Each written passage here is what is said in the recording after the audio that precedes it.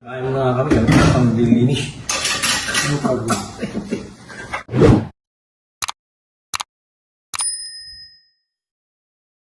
Manny Pacquiao, pinuri ng mga bisita o kaibigan matapos maghugas ng plato kahit siya ang nagpakain. Humanga ang mga bisita o kaibigan ni Manny Pacquiao matapos siyang makitang personal na naghuhugas ng mga pinagkainan matapos ang isang salo-salo. Ayon sa isang lalaki, hindi nila inaasahan na si Manny Pacquiao mismo ang magliligpit at maglilinis ng mga plato matapos silang pakainin. Sabi nito, pinakain mo na nga kami, ikaw pa ang naglilinis, iba ka talaga. Humanga ang lalaki sa ipinakitang kababaang loob ng boxing legend na si Manny Pacquiao. Maraming netizens ang napabilib sa ginawa ni Manny Pacquiao dahil sa kabila ng kanyang yaman at tagumpay sa buhay, hindi siya nahihiyang gumawa ng simpleng gawaing bahay.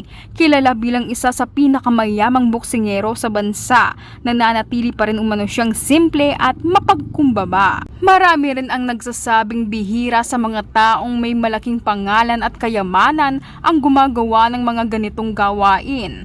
Para sa kanila, pinapakita lamang nito na hindi nagbago si Pacquiao at nananatili siyang grounded sa kabila ng pagiging bilyonaryo.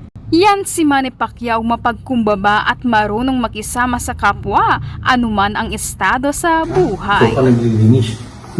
Pinakain mo na kami, ang dilinis. Talaga naman, naiiba ka talaga.